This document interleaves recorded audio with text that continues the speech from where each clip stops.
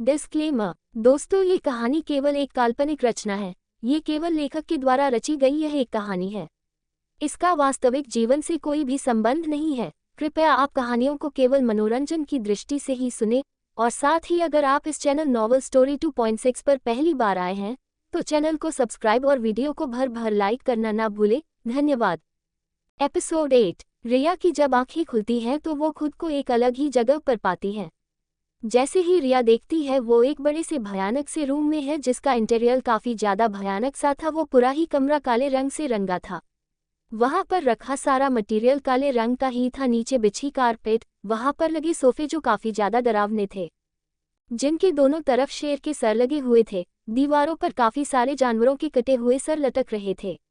शेर, चीते, यहाँ तक एनाकोंडा की खाल भी दीवार पर लटकी हुई थी। और तरह तरह के दिल दहला देने वाली चीजें वहां पर मौजूद थी। और इतना ही नहीं, वो पूरा का पूरा रूम इतना ज्यादा डरावना था कि किसी का भी दिल दहल जाए और उसका हार्ट फेल होकर तुरंत ही उसकी जान निकल जाए। रिया उस कमरे को देखकर बुरी तरह से डर जाती थी। अभी वो उस कमरे को देखकर डर ही रही थी, उतने में ही उसकी नज़र बैग पर डली चादर पर पड़ती है। जैसे ही वो उस चादर को देखती है ठीक वैसे ही उसकी तेज डरावनी चीख निकल पड़ती है और वो तुरंत ही बेड से नीचे गिर जाती है। उस बेड पर एक काफी बड़ा और भयानक से एनाकोंडा था जिसे देखते ही रिया की तो मानो दिल की धड़कनें ही थम सी जाती हैं और वो इतना ज्यादा डर जाती है कि उसे कुछ समझ ही नहीं आता है। मगर रिया जिसे देखकर डरी थी वो असल में एनाकोंडा नहीं बल्कि चादर थी, जो ऐसी थी जैसे वो काफी बड़ा एनाकोंडा हो और अपनी डरावनी आंखों से घूर रहा हो। मगर रिया उससे ऐसा लगता है जैसे उसके सामने बेड पर काफी बड़ा और भयानक सा एनाकोंडा है, जिसे महसूस कर रिया इतनी ज्यादा डर जाती है। ही डर के कारण उसका सारा बदन थर थर कांपने लगता है और उसकी आंखें बाहर निकलने को होसी जाती है और जमीन पर पड़ी वो डरते हुए ही दीवार की तरफ खिसकने लगती है। रिया अभी बुरी तरह से कांप ही रही थी, उतने में ही उसे अपने कानों में किसी के कदमों की आहट होती है, जिसे सुनते ही रिया का दिल एक अनजाने डर से भर जाता है। तभी उसकी वो आहट तेज होती सुनाई देती है और एकदम से बंद सी हो जाती है, जिस वजह से रिया धीरे से अपनी आंखें खोलती है। और जैसे ही अपनी आंखों को खोलकर सामने देखती है ठीक वैसे ही उसकी आंखें डर से भर जाती हैं। उसकी आंखों के सामने एल्वस खड़ा था, जिसे देखते ही रिया का सारा खून सूख सा जाती है। और इससे आगे रिया कुछ भी समझ पाती उससे पहले ही एल्वस झट से रिया को उसके बाह से पकड़ अपनी तरफ खींच लेता है। ये सब कुछ इतनी जल्दी में होता है कि रिया को कुछ समझ ही नहीं आता है और ना ही संभलने का कोई मौका मिलता है। वो एल्वस के ऐसे खींच लेने से सीधे उसके सीने से जा लगती है और वो आगे भी कुछ समझ पाती उससे पहले ही एल्वस उसे अपनी गोद में उठा लेता है और कमरे से बाहर निकल जाता है। एल्वस एक शब्द भी अपने होठों से बोलता नहीं है, ना ही वो रिया की तरफ देखता है, बल्कि वो तो उसे उठाकर उस कमरे से बाहर निकलकर दूसरे ही कमरे में आ जाता है। रिया को कुछ समझ नहीं आता, ना ही उसके अंदर इतनी हिम्मत थी वो एक शब्द भी बोल सके या अपने मुंह से एक आहट भी निकाल सके।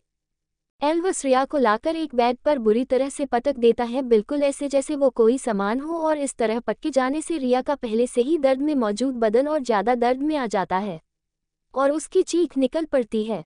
दर्द की वजह से वह अपनी आंखें बंद कर लेती है। अभी उसने आंखें कसकर बंद की ही थी, उतने में ही उसके कानों पर एक डेंजर वॉइस पड़ती है। Check her thoroughly and find out whether my sperm is present in her body or not, and whether she will get pregnant with my sperm or not. इसे अच्छे से चेक करो और पता लगाओ मेरा स्पर्म इसकी बॉडी में मौजूद तो नहीं है और ये मेरे स्पर्म से प्रेग्नेंट तो नहीं हो जाएगी। कोष्टक। जैसे ही ये आवाज़ रिया सुनती है उसकी आंखें फटी की फटी रह जाती हैं और वो कुछ समझ पाती उससे पहले ही उसके आगे कुछ मेल डॉक्टर खड़े हो जाते हैं, जिन्हें देखकर रिया डर जाती है। मैडम, क्या आप अपने कपड़ों को निकाल सकती हैं? हमें आपको चेक और आपकी बॉडी को टेस्ट करना है। जैसे ही रिया इस बात को सुनती है ठीक वैसे ही उसकी आंखें डर से भर जाती हैं और वो कसकर अपने कपड़ों को पकड़ लेती हैं। साथ ही उसकी आंखें आंसुओं से भीग जाती है और ना चाहते हुए भी उसकी नज़र एल्विस पर चली जाती है, जो बिना किसी भाव के उसे ही चेयर पर बैठा घूर रहा था। कपड़े उतारो अपने और चुपचाप कोऑपरेट करो, एल्विस बेहद डरावनी आवाज में बोला। नहीं, मैं अपने कपड़े नहीं उतारूंगी, रिया बड़ी ही हिम्मत करते हुए बोली। अच्छा, तो तुम कपड़े नहीं उतारोगी? एल्विस डेविल मुस्कान लिए बोला। नहीं, कभी नहीं, मुझे जाने दो, मुझे मेरे घर जाना है। मुझे क्यों लाए हो यहाँ पर? रिया बुरी तरह से कैपते हुए बोली। ओह हनी, जब तुम कपड़े नहीं उतारना चाहती तो ठीक है, पहले हम एंजॉय करते हैं, उसके बाद हम तुम्हारे टेस्ट करवाएंगे, एल्विस बड़ी ही बेशर्मी के साथ बोला।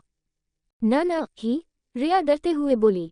रिया की ना सुनते ही एल्विस के होठों की मुस्कान बढ़ जाती है और वो बेड की तरफ बढ़ जाती है।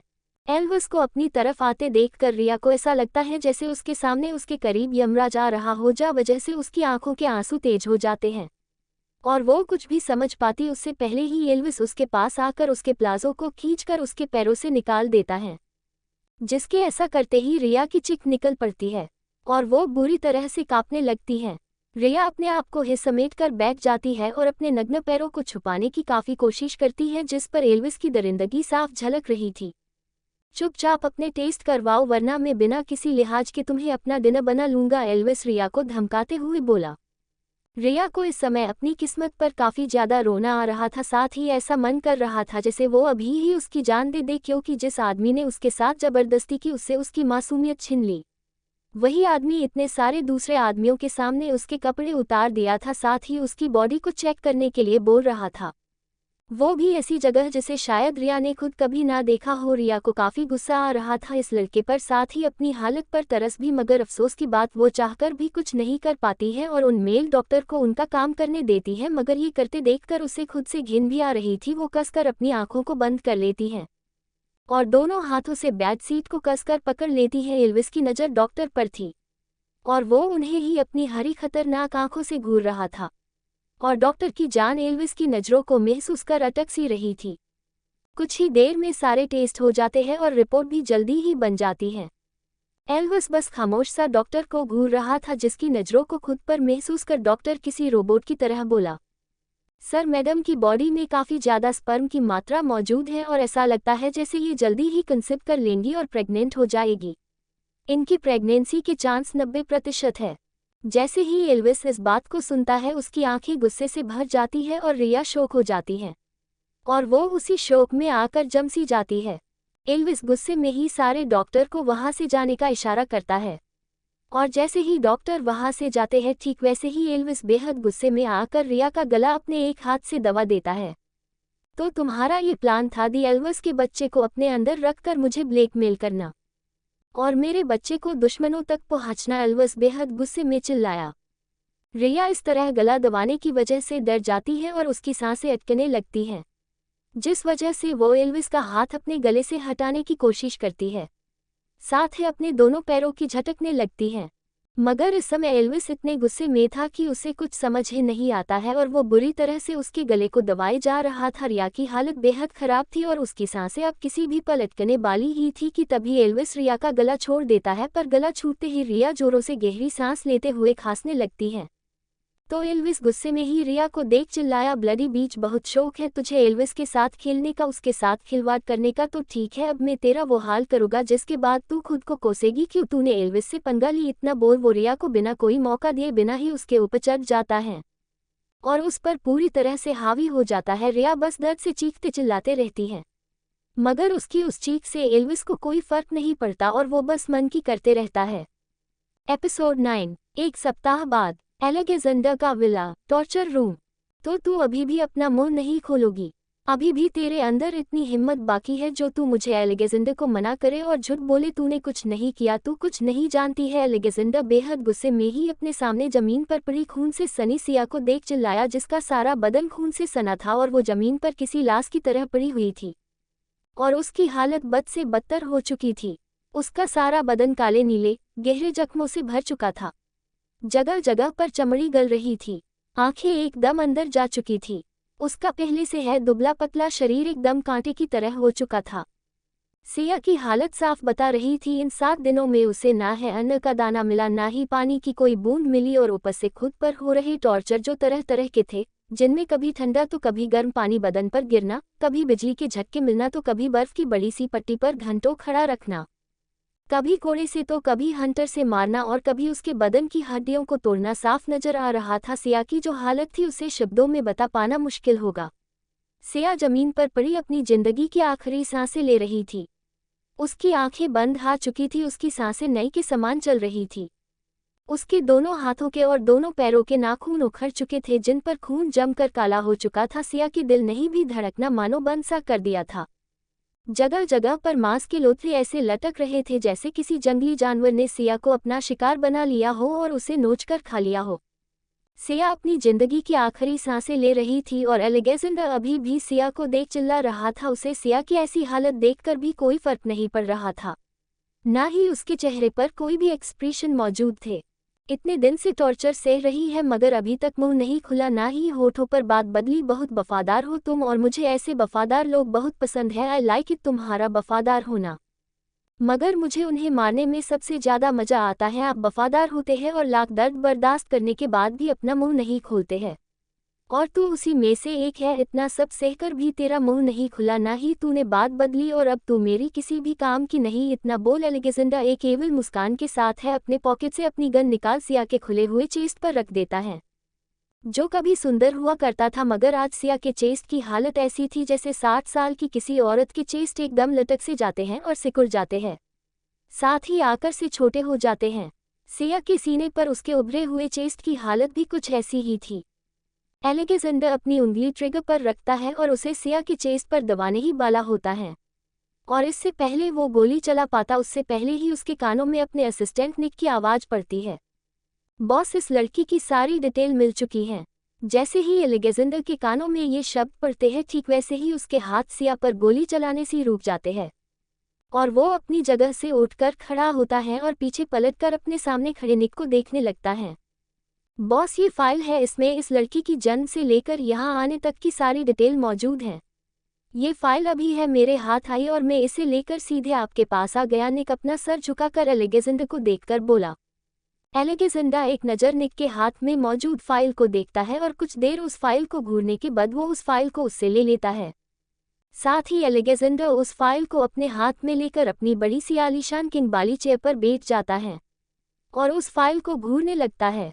कुछ देर उस फाइल को घूरने के बाद अलेक्जेंडर उस फाइल को निक की तरफ हवा में उछाल कर बोला, सारी डिटेल पढ़कर बताओ और कुछ भी छूटना नहीं चाहिए। इतना बोलकर वो अपनी आंखें बंद कर हाथ में पकड़ी गन से खेलने लगता है। नाम सिया, एक अनाथ लड़की जिसे जन्म के बाद ही उसकी माँ उसे हॉस्पिटल में जन्म देते हैं छोड़कर चली गई। सिया को नहीं पता उसके माँ बाप कौन है, किसने उसे जन्म दिया। जब वो 2 दिन की थी तभी उसे डॉक्टर ने अनाथ आश्रम में छोड़ दिया था। 19 साल, घर का पता बाल आश्रम, मुंबई। पाए बीकॉम फाइनल। सिया का घर और उसकी दुनिया दोनों उसका आश्रम है जहाँ पर वो पली और बड़ी हुई है। उसकी सबसे अच्छी दोस्त कम बेहन ज्यादा रिया, जो हमेशा एक दूसरे के साथ रहते हैं। कुछ समय पहले ही सिया जिस आश्रम में रहती है उसके पास की जगह को किसी बिल्डर ने खरीद लिया शॉपिंग मॉल के लिए, और सिया जिस आश्रम में रहती है वो आश्रम उस मॉल के एक हिस्से में आता है जिसे बिल्डर तोड़ना चाहता है। इसलिए ही सिया अपनी दोस्त रिया के साथ उस शहर में आई पैसे कमाने के लिए, ताकि वो जल्द से जल्द पैसे कमाकर इंडिया वापस जा सके और अपने घर को टूटने से बचा सके। सिया और रिया दोनों ही यहाँ पर एक छोटी सी रेस्टोरेंट में जॉब करती थी मगर कुछ लड़कियों ने मिलकर उन्हें जॉब से निकलवा दिया। साथ ही जॉब दिलवाने का बोल उस होटल बुलाया और ड्रिंक में ड्रग्स देकर उन लोगों ने ही सिया को आपके रूम में भेजा था, और सिया की दोस्त रिया उसे भी एल्वस सर के रूम में भेजा है। निक सारी बात बता देता है और अपनी नज़रें झुका लेता है। निक की सारी बातों को सुनकर अचानक से अलेक्जेंडर की आंखें खुल जाती है और उसकी नज़र जमीन पर पड़ी आखिरी सांसें ले रही सिया पर पड़ती है। एल्वस का विला, प्लीज़ मत करो मेरे साथ ऐसा, प्लीज़ मैं हाथ जोड़ रही हूँ तुम्हारे आगे, प्लीज़ मुझे जाने दो। क्यों कर रहे हो मेरे साथ ऐसा? क्या बिगाड़ा है मैंने तुम्हारा? कितनी बार कहा है मैंने तुमसे, मैंने कुछ नहीं किया। जो कुछ भी हुआ वो बस एक सोची समझी साजिश थी, एक हादसा था जिसके बारे में मुझे खुद नहीं पता था। मैं नहीं हूँ किसी दुश्मन गैंग से, या मैं नहीं चुराना चाहती थी कोई स्पर्म। तुम मुझे गलत समझ रहे हो। मैं क्यों करोगी इतना घिन से भरा काम? मैं क्यों खुद अपनी इज्जत ऐसे किसी अनजान को सौंप दूंगी? तुम मुझे गलत समझ रहे हो। जाने दो मुझे, मैंने सच में कुछ भी नहीं किया है। रिया बुरी तरह से रोते हुए चिल्लाई।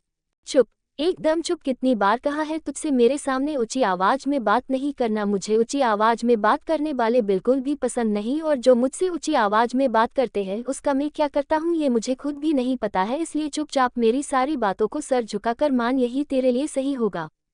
और अगर तूने मेरी किसी भी बात को मानने से इनकार भी किया तो सोच लेना मैं तेरे साथ क्या कुछ नहीं कर सकता हूँ, और तुम मुझे अपने साथ कुछ भी करने से रोक नहीं सकती हो हनी, एल्वस अपनी कोल्ड डिप वॉइस में बोला। इस समय एल्वस भी हरी आंखें हद से ज्यादा हरी हो रखी थी।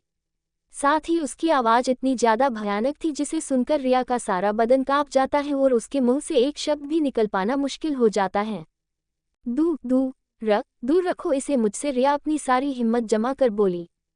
हनी, अब तुम अपनी मर्जी से मेरे करीब आई हो या ज़बरदस्ती, आई डोंट केयर, बट इतना याद रखो, तुमने दी एल्विस का फर्स्ट टाइम चुराया है, और फर्स्ट टाइम ही नहीं बल्कि तुमने मेरा कितना ही टाइम चुरा लिया है, और तुम्हें तो सजा मिलकर रहेगी। डॉक्टर की बात याद करो हनी, डॉक्टर ने क्या कहा था? एल्विस सनकी पागल की तरह अपनी गर्दन झुकाकर बड़े ही अजीब तरह से बोला। एल्विस की इस बात को सुनकर रिया एकदम खामोश सी हो जाती है और उसका दिल कांप जाता है। वो कैसे उस डॉक्टर की बात को भूल सकती थी? कैसे भूल सकती थी? वो किस तरह से इस जल्लाद हैवान ने उसका चेकअप मेल डॉक्टर से कराया था और उसकी बॉडी को उन सारे डॉक्टर ने देखा था, वो भी उस हिस्से को जिसे शायद उसने खुद भी ना देखी हो। एल्विस की बात रिया के लिए किसी तीर के चुभने जैसी थी। उसे ऐसा लग रहा था जैसे वो या तो इस आदमी की जान ले ही या फिर अपनी जान दे दे, मगर अफसोस की बात तो ये है वो ना ही इस आदमी की जान ले सकती है ना है अपनी जान दे सकती है। अगर उसने अपनी जान दे दी तो उसकी दोस्त को कैसे ढूंढेगी? कैसे अपने घर लौट कर जाएगी? कैसे अपने घर को टूटने से, नीलाम होने से बचा पाएगी? नहीं, मर नहीं सकती थी, वो नहीं मर सकती थी। यही सब सोचकर उसकी आंखें आंसुओं से भीग जाती है और उसकी आंसू से भरी आंखें एल्विस को देखने लगती हैं। जब एल्विस रिया को अपनी बात का जवाब देते हुए नहा देखता है तो वो जोर से चिल्ला पड़ता है। I asked what the doctor said. Elvis इतनी भयानक तरीके से चिल्लाया जैसे कोई शैतान चिल्लाया हो, और उसकी इस तेज चीख से रिया अंदर तक सहम जाती है और उसका पहले से ही कांप रहा बदन और ज्यादा कांपने लगता है। मगर वो एल्विस की किसी भी सजा को पाना नहीं चाहती थी, इसलिए डरते हुए ही अपनी कांपती हुई आवाज में बोली, डॉक्टर ने कहा था मेरी बॉडी के अंदर तुम्हारे 90% से ज्यादा स्पर्म मौजूद है और मेरा प्रेग्नेंट होना भी 90% है। रिया बुरी तरह से डर कर बोली, you are right honey, doctor ने बिल्कुल यही कहा था, और अब जब मेरा अंश तुम्हारे अंदर आने वाला है तो तुम मुझे छोड़कर जाना चाहती हो। This is not fair Honey, तुम ऐसे कैसे मुझे छोड़कर जा सकती हो, वो भी तब जब हमारा क्यूट सा लिटिल बेबी दुनिया में आने वाला है। एल्विस पागल की तरह हंसते हुए चिल्लाया, फिर अचानक से उसके चेहरे के भाव बदल जाते हैं और वो उसकी आंखें गुस्से से भर जाती है, और अचानक से वो सामने रखा मीट का टुकड़ा उठाकर रिया को जबरदस्ती खिलाते हुए ही बोला, लो हनी चलो खाओ, तुमने इतने दिन हो गए कुछ खाया नहीं है, चलो ना हनी खा भी लो और नखरे करना बंद करो। नहीं, मैं ये नहीं खा सकती हूँ, मैं वेजिटेरियन हूँ, मैं नहीं खा सकती नॉन वेज, मुझे नहीं खाना है, ये मांस का टुकड़ा छोड़ो, मुझे नहीं खाना, रिया खुद को छुड़ाने की कोशिश करते हुए बोली। लगता है मैं कुछ ज्यादा ही प्यार से पेश आ रहा हूँ तुम्हारे साथ, तभी तो तुम ऐसे नखरे दिखा रही हो। एल्विस रिया का जबड़ा पकड़ उसे बड़ी ही बेरहमी से मसलते हुए रिया का मुंह खोल देता है और जबरदस्ती ही उसके मुंह में मांस का टुकड़ा डाल देता है, और रिया बाहर उगल ना दे इसलिए वो रिया का मुंह उसके होठों पर अपना एक हाथ रखकर बंद कर देता है। तो रिया वो उस मांस को मुंह में रखते ही उल्टी करने को होती है, पर एल्विस के हाथ रखने की वजह से ना चाहते हुए भी उसे वो मांस का टुकड़ा गले से नीचे उतारना ही पड़ता, और एल्विस ऐसे ही जबरदस्ती रिया को मांस खिलाने लगता है, और रिया से जब ज्यादा बर्दाश्त नहीं होता है तो वो एल्विस के ऊपर ही उल्टी कर देती है, जिसके ऐसा करते ही एल्विस की आंखें गुस्से से भर जाती हैं और वो उसी गुस्से में रिया के बाल पकड़ जोरों से खींच देता है, जिस वजह से रिया की तेज चीख निकल पड़ती है। एपिसोड 10। रिया से जब ज्यादा बर्दाश्त नहीं होता है और उससे वो मांस के टुकड़े और खाने नहीं हो पाते तो वो एल्विस के ऊपर ही उल्टी कर देती है। जैसे ही रिया एल्विस के ऊपर उल्टी करती है, सारा पेट में गया मांस बाहर आ जाता है और वो जोरों से ओकाई करने लगती है, मगर उससे उलट जैसे ही रिया एल्विस के ऊपर उल्टी करती है, ठीक वैसे ही एल्विस की आंखें गुस्से से भर जाती हैं और वो उसी गुस्से में आकर रिया को बिना संभलने का मौका दिए बिना है उसके के बाल पकड़ जोरों से खींच देता है, जिस वजह से रिया की तेज चीख निकल पड़ती है। रिया अपने बालों को एल्विस के हाथों से छुड़ाते हुए ही जोर से दर्द के मारे तड़प पड़ती है और दर्द से तड़पते हुए ही अपने बालों को छुड़ाने की कोशिश करने लगती है, मगर एल्विस की पकड़ इतनी टाइट होती है जिस वजह से वो कुछ भी नहीं कर पाती है सिवाय आंखों से मोटे मोटे आंसू बहाने के अलावा। दो कौड़ी की औकात नहीं दे रही और तू मुझ पर वोमिट कर, तेरी इतनी हिम्मत जो तू मुझ पर वोमिट करे, मेरे पेंट को गंदा करे, तुझे क्या लगता है मैं तेरे साथ इतने प्यार से पेश आ रहा हूँ तो तेरी सारी गलतियों को माफ कर दूंगा? नो नो हनी नेवर, मैं तुम्हारी किसी भी गलती को टोलरेट नहीं करूँगा। इतना बोल एल्विस रिया के बालों को छोड़कर जोर से झटक देता है, जिसके ऐसा करते ही रिया अपने सर को पकड़कर रोने लगती है। हनी चलो हम वॉशरूम में चलकर इस पेंट को साफ करेंगे और मेरी शर्ट को भी, एल्विस अपने होठों पर शैतानी चमक लिए हुए ही बोला। मैं साफ कर दूंगी आपके कपड़ों को, आप मुझे उतार कर दे दो, रिया डरते हुए है बोली। तुम्हें क्या लगता है हनी, मेरे लिए इन कपड़ों की कोई कीमत है? मेरे लिए ये कपड़े कोई मायने नहीं रखते हैं, मगर हाँ, तुम तो मेरी मिस्ट्रेस और सबमिसिव दोनों हो, तो तुम्हें नहीं लगता तुम्हें मेरी हर एक बात को सर झुकाकर मानना चाहिए? बोलो आंसर मी, एल्विस जोर से चिल्लाकर बोला। रिया बुरी तरह से डरते हुए बोली। जब तुम्हें अपनी औकात और काम याद है ब्लडी मिस्ट्रेस, तो चुपचाप मेरा ऑर्डर मानो, वरना मैं क्या कर सकता हूँ? तुम्हें तो ये अच्छी तरह से पता है ना हनी, एल्विस गुस्से में ही रिया का जबड़ा पकड़ उसे मसलते हुए बोला, जिसके ऐसा करने पर रिया की आंखों से बेहिसाब आंसू बहने लगते हैं और वो दर्द से तड़पने लगती है, मगर कुछ कर नहीं पाती है।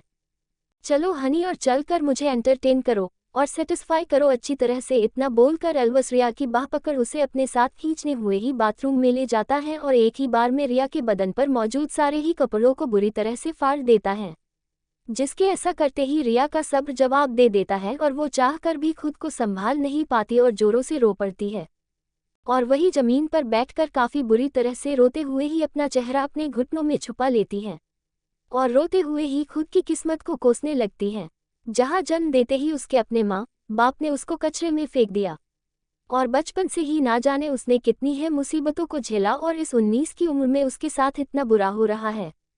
उसे बुरी तरह से टॉर्चर किया जा रहा है और उसे ऐसे ट्रीट किया जा रहा है जैसे वो कोई गुलाम हो, पता नहीं और आगे जिंदगी उसे क्या रंग दिखाएगी। यही सब सोचकर वो बुरी तरह से रो पड़ती है। एल्विस पास ही खड़ा रिया को घूर रहा था और उसकी आंखें रिया को इस तरह से रोते हुए देखकर काफी ज्यादा गुस्से से भर जाती हैं। मैंने तुम्हें रोने की इजाजत दी? आंसर मी, मैंने तुम्हें रोने के कहा जो तुम इस तरह से रोए जा रही हो? मेरे सामने रोने की या रोने का नाटक करने की कोशिश भी नहीं करना, वरना मैं भूल जाऊंगा तुम एक लड़की हो और तुम्हारे अंदर मेरा अंश आने वाला है। एल्विस बेहद है गुस्से में चिल्ला कर बोला और वैसे ही गुस्से में जब वो रिया के पास जाकर उसके कंधे पर अपना एक हाथ रखता है, ठीक वैसे ही रिया निढाल होकर जमीन पर गिर जाती है, जिसे ऐसे जमीन में गिरा देखकर एल्विस की आंखें छोटी हो जाती हैं। अलेक्जेंडर की आंखें इस समय परेशानी और गिल्ट दोनों से है भरी हुई थी और उसे बार बार अपने ही किए हुए सारे जुर्म बार बार याद आ रहे थे, जो कुछ भी उसने किया था सिया के साथ। इस समय अलेक्जेंडर के हाथ में सिया की फाइल थी जिसमें उसकी सारी सच्चाई लिखी हुई थी। तो वही पास में सामने की तरफ उसके ही विला पर एक इमरजेंसी हॉस्पिटल रूम बना हुआ था, जिसका दरवाजा इस समय बंद था और वहां पर रेड लाइट जल रही थी। उस रूम के अंदर डॉक्टर सिया का इलाज और ऑपरेशन दोनों ही कर रहे थे। सिया लाश की तरह बेंच पर लेटी हुई थी और उसके बदन पर किसी भी तरह की कोई हलचल नहीं थी। हार्ट विटना के समान हो चुकी है, सांसें भी जो धीमी चल रही है वो किसी भी पल बंद हो सकती है। समझ नहीं आ रहा कैसे इसका ऑपरेशन करे। इसकी बॉडी की हालत भी इतनी खराब है कि समझ नहीं आ रहा कैसे घावों पर पट्टी करे। एक सीनियर डॉक्टर परेशान होते हुए अपने साथियों से बोला, कुछ भी करके इस लड़की को बचाना होगा। अगर इसकी सांसें थमी या इसे कुछ भी हुआ तो किंग हमें जान से मार देगा। वो सिर्फ हमें जान से नहीं मारेगा बल्कि वो तो हमारी जान ऐसे हमारे अंदर से निकालेगा कि हमें पता भी ना चले। दूसरा डॉक्टर बोला, इम्पॉसिबल, मुझे नहीं लगता हम इसे बचा भी पाएंगे। दिख नहीं रहा इसका दिल धड़क भी रहा है या नहीं, सब एक समान है, सांसें भी थमसी गई हैं और इसका शरीर देख रहे हो ऐसा लग रहा है जैसे किसी जंगली जानवर ने उसके बदन को बुरी तरह से नोचकर खाया सा। मांस निकलकर हड्डियां नजर आ रही हैं और इतनी बुरी हालत होने पर कौन है जिंदा रह पाएगा। मगर इस लड़की में काफी हिम्मत थी जिसने इतना सब सहा, मगर अब लगता है इसे मुक्ति मिल जानी चाहिए और ये भी इतना सब सहने के बाद जिंदा नहीं रहना चाहेगी। पागल मत बनो और ऐसा कुछ भी मत सोचो, हमें इसे बचाना है। अगर हम इसे नहीं बचा पाए तो हमारे गॉड के पास जाने की टिकट कट जाएगी। बातें करने से बेहतर होगा इसके बदन को अच्छे से साफ करो और इस पर डाके लगाना शुरू करो। इसके सारे बदन पर गले से लेकर पैरों तक डाके लगाने होंगे और डाके के बाद सारा बदन अच्छी तरह से पट्टियों से कवर करना होगा। एक काम करते हैं, हम 5 डॉक्टर मिलकर डाके लगाने का काम शुरू करते हैं और तुम सांसों को काबू करने का काम करो और अपनी तरफ से पूरी कोशिश करो ये बच जाए। इस समय अंदर 10 से भी ज्यादा लंदन के सबसे बेस्ट डॉक्टर मौजूद थे, जिन्होंने ना जाने कितने से कितने हैं बड़े ऑपरेशन करे होंगे। मगर सिया की हालत देखकर उन सबकी हिम्मत जवाब दी चुकी थी और किसी को समझ नहीं आ रहा था वो कैसे सिया का इलाज करे। अंदर का माहौल काफी ज्यादा टेंस भरा हुआ था और सारे ही डॉक्टर सिया को बचाने की सारी कोशिश कर रहे थे। बाहर, मैंने कहा था जल्द से जल्द मुझे उस लड़की की सारी डिटेल चाहिए, तो इतनी देरी कैसे हो गई? एक लड़की की इन्फॉर्मेशन जमा करने में तुम्हें पूरे 7 दिन का समय लग गया। हाउ? क्या तुम अपने काम को लेकर लापरवाह हो गए हो, या तुम्हें अब अपनी जॉब और जान से प्यार नहीं रहा जो तुम इतना देर कर दिए? तुम्हें पता भी है उस लड़की की हालत क्या है? अलेक्जेंडर ने हमेशा अपने दुश्मनों को सजा दी है या उन्हें सजा दी है जिसने अपनी मर्जी से दी? अलेक्जेंडर से उलझने की, उसे हार्म करने की, या फिर मेरे करीब आने की कोशिश की है?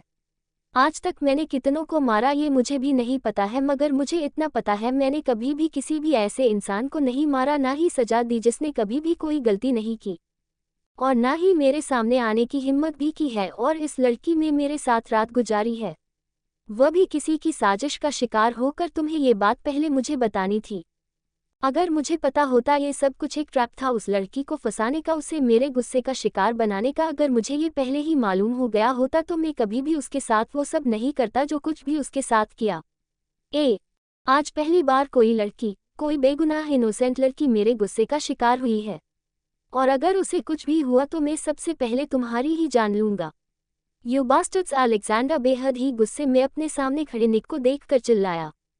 अलेक्जेंडर इस समय इतने गुस्से में था कि उसका गुस्सा शांत हो पाना आसान नहीं था, और अपने बॉस के गुस्से को देखकर निक बुरी तरह से डर जाता है।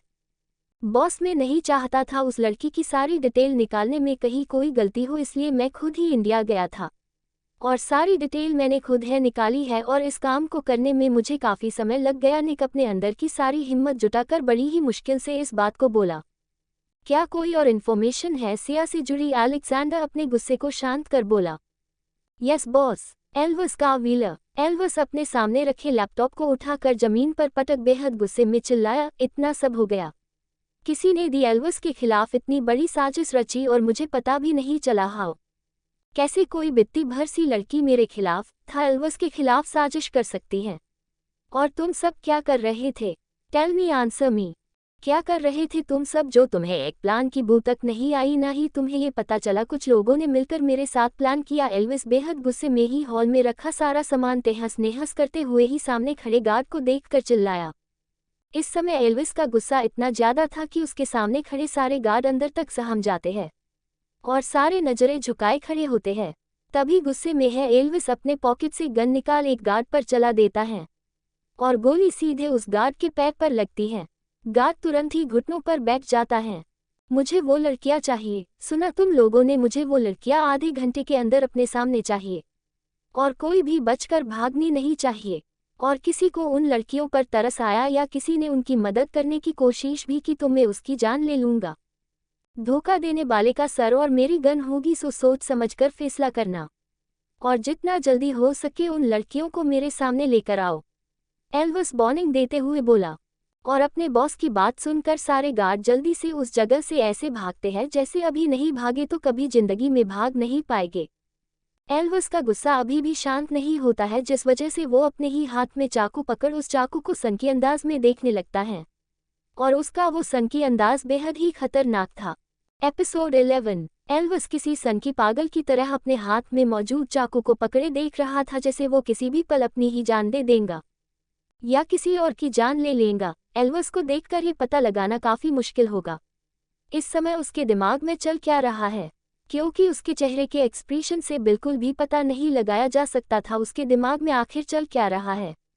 अभी एल्विस उस चाकू को अपनी सनकी नजरों से देख है रहा था, उतने में ही उसके कानों में तेज चीख की आवाज सुनाई पड़ती है। जैसे ही वह तेज चीख उसके कानों में पड़ती, ठीक वैसे ही वो नजरें उठाकर ऊपर देखता है। उद्धरण चिन्ह। जहां से किसी मेड के चीखने की आवाज आई थी, उस आवाज को सुनते ही एल्विस अपने हाथ में पकड़े चाकू को जमीन पर पटक अपने लंबे कदमों से ऊपर कमरे की तरफ बढ़ जाता है। डोर पर ही एक मेड खड़ी बेहद डरी सहमी होती है और उसकी आंखें डर से भरी हुई थी। एल्विस उसे इग्नोर कर कमरे के अंदर जाता है। जैसे ही एल्विस कमरे के अंदर जाता है, ठीक वैसे ही कमरे के अंदर का नजारा देखकर उसकी भी आंखें हैरानी और डर दोनों से है भर जाती है, और उसकी डर से भरी चीख निकल पड़ती है। हनी। Alexander villa. अलेक्जेंडर अभी भी उस ऑपरेशन रूम के बाहर ही खड़ा हुआ था। अब तक 8 घंटे से ज़्यादा का समय हो गया था मगर अभी तक रूम नहीं खुला था। ना ही कोई डॉक्टर बाहर आया था, ना ही सिया की कोई खबर उसे मिली थी, जिस वजह से अब अलेक्जेंडर का पेशेंट अब जवाब दे चुका था और उसे काफ़ी ज़्यादा टेंशन हो रही थी। अलेक्जेंडर वैसे ही परेशानी के साथ ही अब चेयर से खड़ा होकर चक्कर लगा रहा और रह रहकर उसे बस सिया के साथ खुद का किया गया बर्ताव है याद आ रहा था। मगर अब अफसोस मनाने का क्या है फ़ायदा, जब चिड़िया चुग गई खेत ठीक वही बाली बात यहाँ पर अलेक्जेंडर कर लागू होती है। अब उसके गिल्ट का कोई मतलब है नहीं था, क्योंकि उसकी गिल्टी फील करने से सिया पहले की तरह तो नहीं हो जाएगी। अभी अलेक्जेंडर दुखी हो ही रहा था, तभी ऑपरेशन रूम का डोर खुलता है और डॉक्टर बाहर आते हैं। डॉक्टर, क्या वो ठीक है? अलेक्जेंडर डोर खुलते ही डॉक्टर से बोला। अपने सामने मौजूद डेविल की बात सुनकर तो एक पल के लिए डॉक्टर भी हैरान हो जाते हैं और उन्हें अपनी आंखों पर धोखा हो जाता है, क्योंकि उनके सामने जो खड़ा था वो एक बहुत है बड़ा माफिया क्रूअल हार्टेड इंसान था, जिसके सीने में दिल नहीं था, ना ही कोई भी इमोशन। तो इस तरह से इस डेविल के बोलने पर डॉक्टर का हैरान होना बनता ही था, और डॉक्टर की जगह कोई और भी हो तो उसका भी हैरान होना लाजमी होता है। मगर डॉक्टर अपने होश में आकर अपनी नजरें और सर दोनों है झुकाकर बोला, सारे घावों को साफ कर बैंडेज कर दी गई है और हम सब ने अपना बेस्ट दिया है। हमने अपने तरफ पूरी कोशिश की है उनकी जान बचाने की, मगर अब कुछ भी बोला नहीं जा सकता है। उनकी सांसें थम सी गई थी, जिसे बड़ी है मुश्किल से स्टेबलिश किया गया है। साथ ही उन्हें बचा पाना ना के मुमकिन था, मगर फिर भी हमने अपनी तरफ से पूरी कोशिश की है। मगर उनकी लाइफ अभी काफ़ी डेंजर में है, इसलिए ये बता पाना मुश्किल होगा वो बच पाएगी भी या नहीं। अगले 48 घंटे उनकी ज़िंदगी के काफ़ी मुश्किल घंटे साबित होने वाले हैं, और अगर इन 48 घंटे के अंदर उन्हें होश नहीं आया या फिर उनकी हार्ट बीट सही से नहीं चली तो हम कुछ नहीं कर पाएंगे। डॉक्टर काफ़ी ज़्यादा निराश होकर बोला। डॉक्टर की बात सुनते ही अलेक्जेंडर की आंखें बंद हो जाती हैं और वो अपनी उन बंद आंखों को कसकर बंद कर लेता है, क्योंकि उसे अच्छी तरह से पता था उसने सिया के साथ क्या किया था और कितना ज़्यादा किया था और उसकी हालत क्या थी, जिसे सोचकर ही अलेक्जेंडर को काफ़ी ज़्यादा अफसोस होता है क्यों उसने बिना कुछ भी सोचे समझे ही एक मासूम सी लड़की को सजा दी, वो भी उस गलती की जो उसकी थी है नहीं। पहले तो उसके साथ इतना बड़ा हादसा हुआ, उसने कितना बुरा किया उसके साथ, उसका रेप किया और बाद में सिया की ही टॉर्चर किया। ये सोच सोचकर अलेक्जेंडर का दिल उसे अंदर है अंदर गालियाँ दे रहा था। उस लड़की को कुछ नहीं होना चाहिए। सुना तुम सबने, उसे कुछ भी नहीं होना चाहिए। अगर उसे कुछ भी हुआ तो मैं तुम सबकी जान ले लूँगा। उसे बचाओ, उसे जिंदा करो, वो मर नहीं सकती है। सुना तुम सबने, वो मर नहीं सकती है। उसे जिंदा रहना होगा, अगर वो मर गई तो मैं कभी भी अपने गिल्ट से बाहर नहीं आ पाऊंगा। सारी जिंदगी मुझे इस बात का गिल्ट सताते रहेगा, मैंने एक बेगुनाह की जान ली है।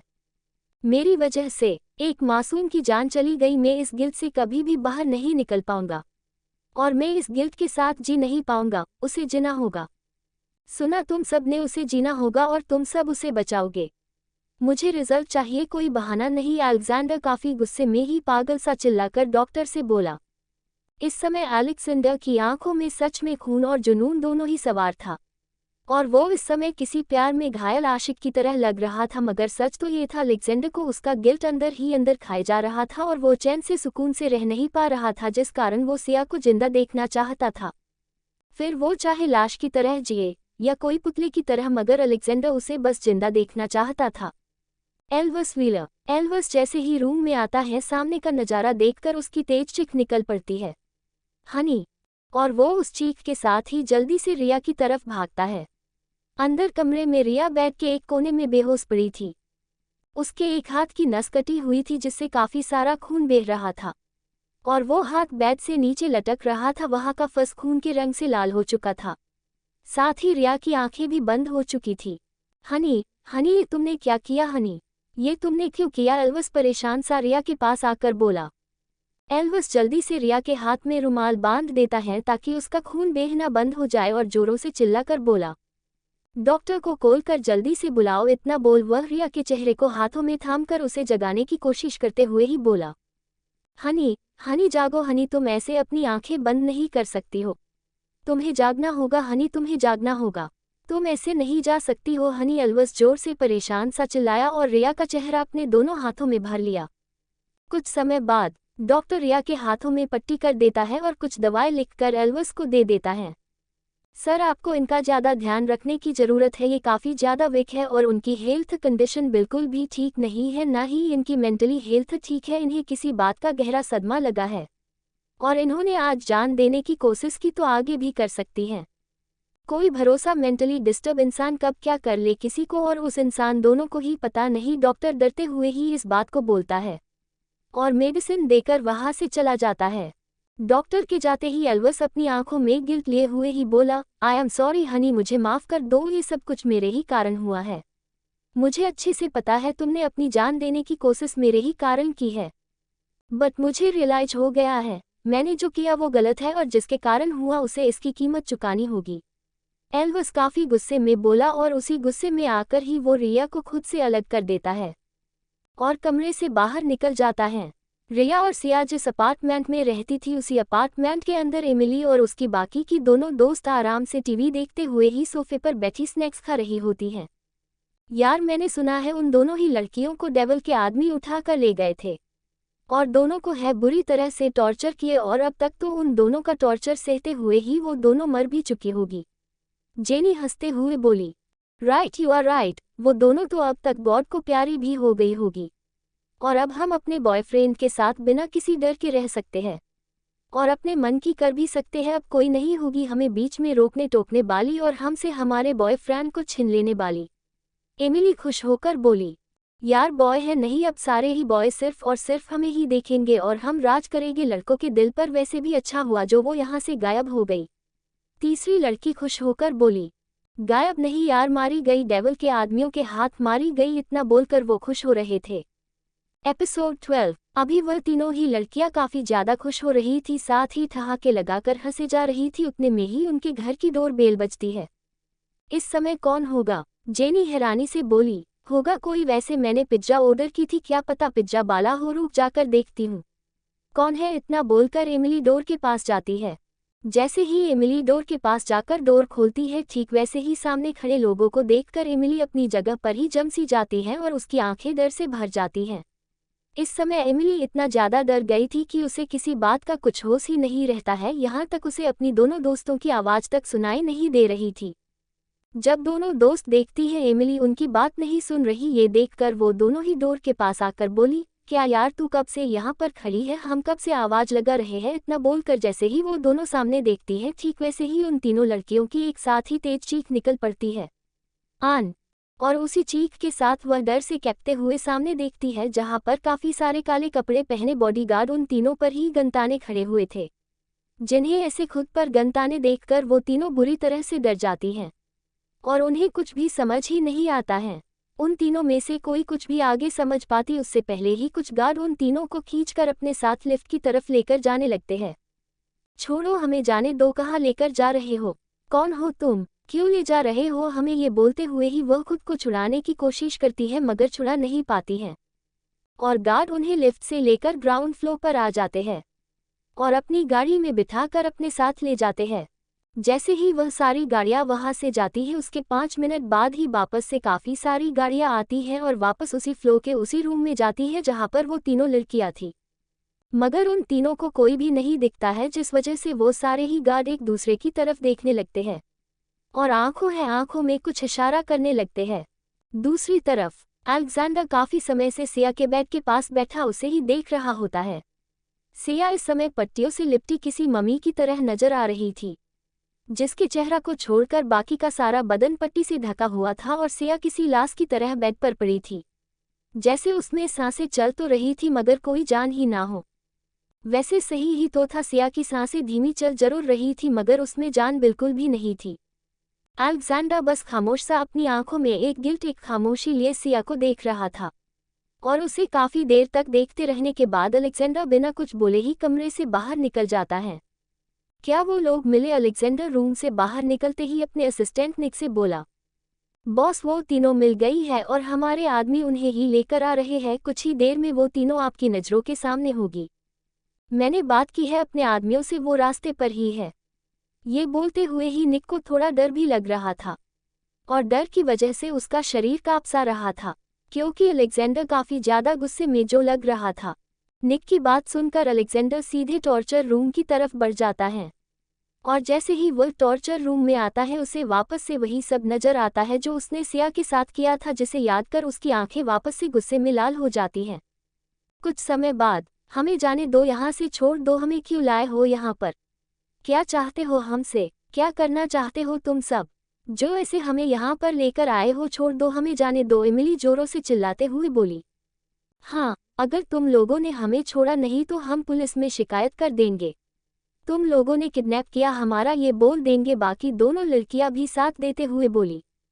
अभी वो तीनों जोरों से चिल्ला ही रही थी, उतने में ही उनके कानों में लेदर सूज की आवाज़ सुनाई पड़ती है। जब वो तीनों उस सूज की आवाज़ जो तेज हो रही थी उसे सुनती है तो उन तीनों का सारा बदन डर की वजह से काँप सा जाता है और आंखें एक अनजाने डर से भर जाती हैं, जिस वजह से वो तीनों डरते हुए ही नजरें उठाकर सामने की तरफ देखती हैं। और जैसे ही वह अपने सामने मौजूद इंसान को देखती है, ठीक वैसे ही उनकी तो मानो सांसें ही अटक सी जाती हैं और उन्हें तो कोई सदमा सा लग जाता है, जिस वजह से वो अपनी जगह पर ही जम सी जाती हैं। तो दोस्तों, आखिर कहानी में आगे क्या होगा, यह जानने के लिए इस स्टोरी को सुनते रहिए सिर्फ और सिर्फ novel_story_2.6 चैनल पर। और अगर कहानी आप सभी को पसंद आए तो वीडियो को लाइक, कमेंट और शेयर जरूर करें। धन्यवाद।